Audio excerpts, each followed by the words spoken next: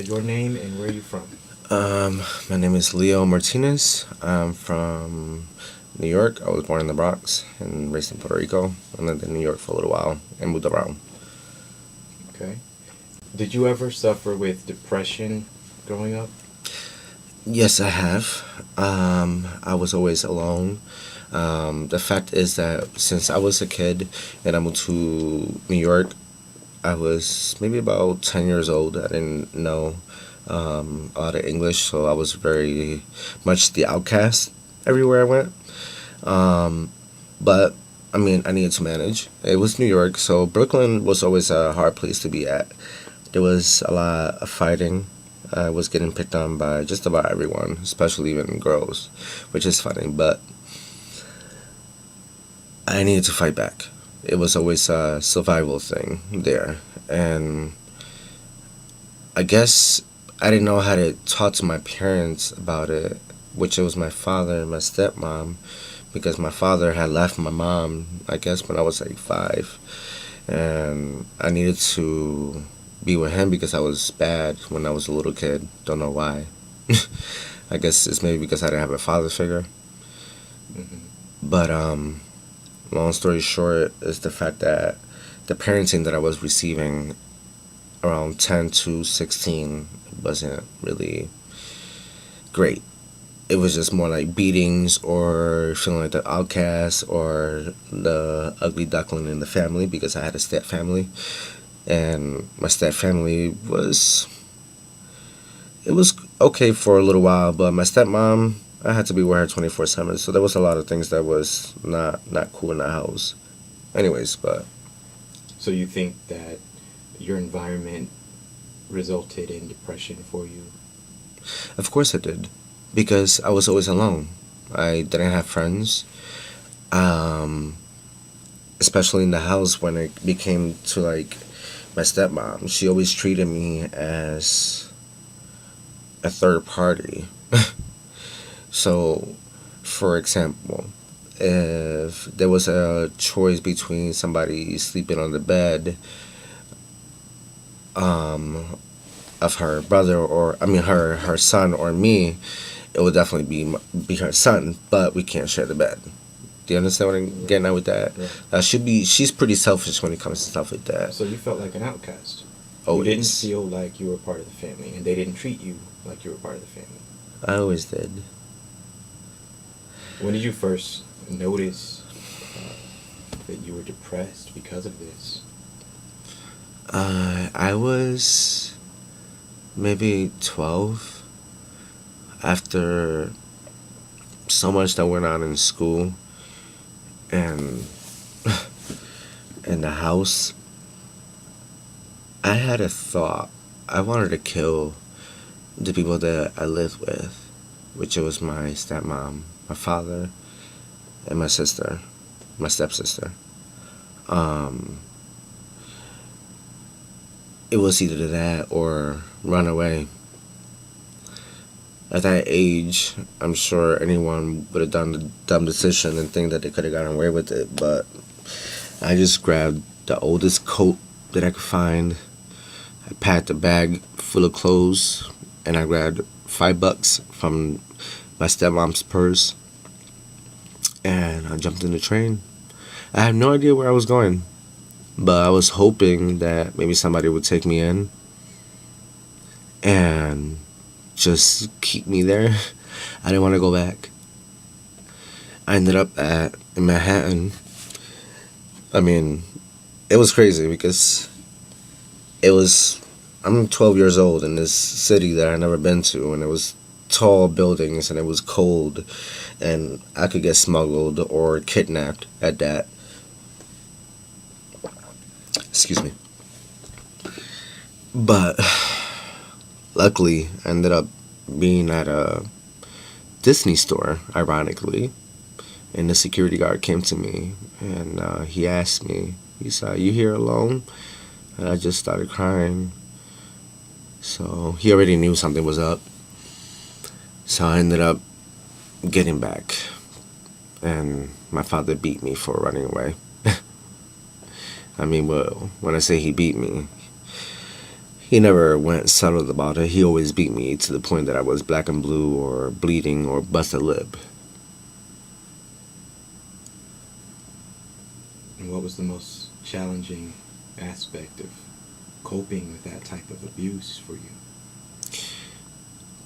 The most challenging, just being alone. I had nowhere to run to. I mean, I was learning as a kid on my own. I mean, there's no one to talk to or anyone.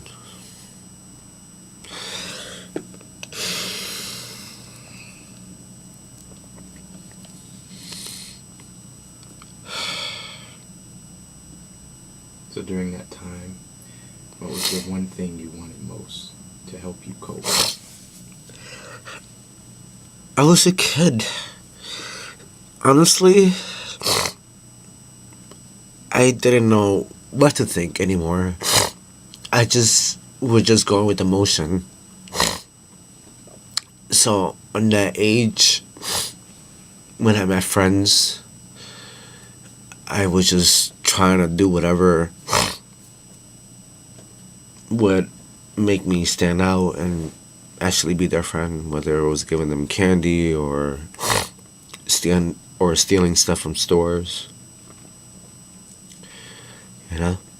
But did you ever feel like you were missing something? Did you want to talk? Did you want to be understood? Did you feel that you needed...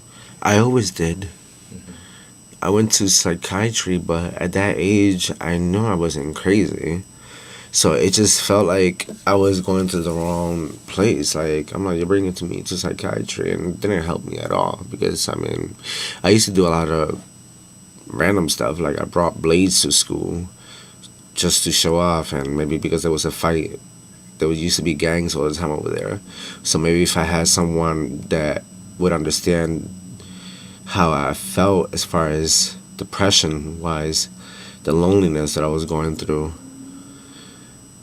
it would have been easier to deal with what I was dealing with or understanding. Because it's like when your parents don't talk to you or don't even try, it's like it doesn't, you go to dark places in your head. Right. So therapy was not a solution for you. You felt that you had a complete disconnect from your family, from your parents, and you didn't really have a background of friends, cousins, brothers. So your isolation led you into that depression. Did it ever cause you to contemplate suicide? The first time that I thought about suicide was when I was 16, I believe. Yes, I was 16. I was living in a different town. Um, and may I disclose because I really don't want people to know who I am entirely. So, just for the record, and this is why we needed people to encourage us to show our face. But right now, it's too late for me to even share my story and show my face because of my depression situation. I understand. But as your question, I was in another different place that I was living at. I have friends and all, but family situation wise, it was always the issue. I was coming out as a young gay guy. I mean, I was always gay since I was a kid. Since I was 5, I already knew. In the end of the day, my father never understood. So one day, he been hearing rumors, so he started yelling at me in all types of way and very aggressive, and asking me who the hell is this boy. I keep hearing that you keep messing around with this guy. Puerto Ricans are very aggressive when it comes to sons and fathers. I just told him that I was, and he wasn't very happy about it. I was grounded. I was beat up, bloody. I mean, I'm sure everybody got their stories. And I'm sure you can just use your imagination. Sorry about that.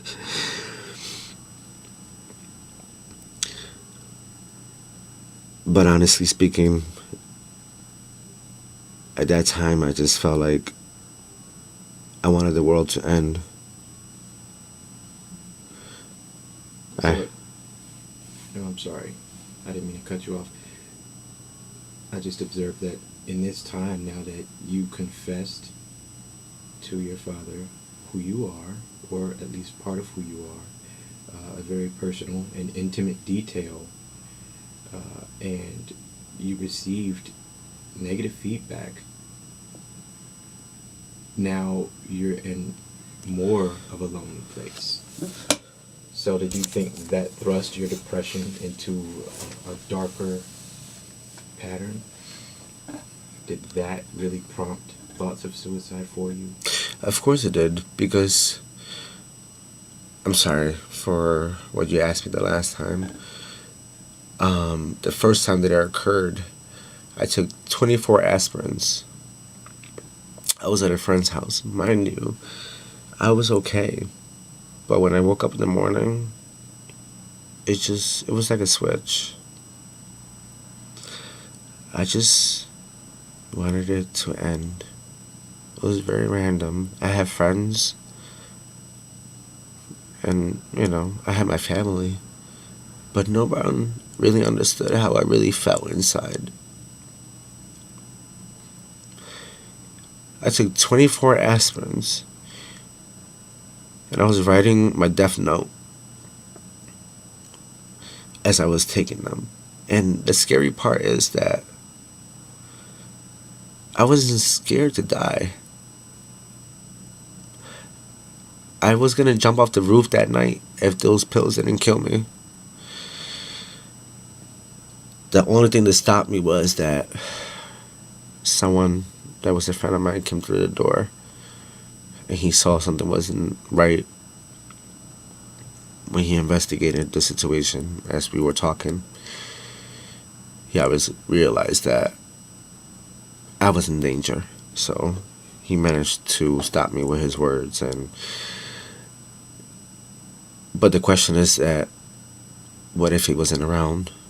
I wouldn't be here right now. I didn't have anyone in that time to try to coach me or help me, or at least try to seek me out, to try to cope with these feelings and try to learn how to live life as a person.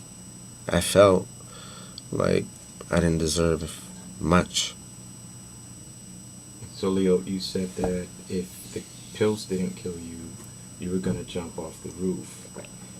Do you think that if your friend wasn't there, if you didn't feel a sense of belonging or being understood, that you would have followed through with jumping off the roof? Of course. So, in essence, being heard and being understood is ultimately what stopped you. Yeah. I was dead on jumping off. I really was.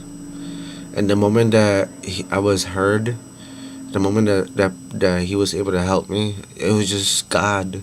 It was just the right moment. I swear on my life right now, I would not be here to even share anything. And when this happened, how old were you? I was 16, 16, 15. I was in high school.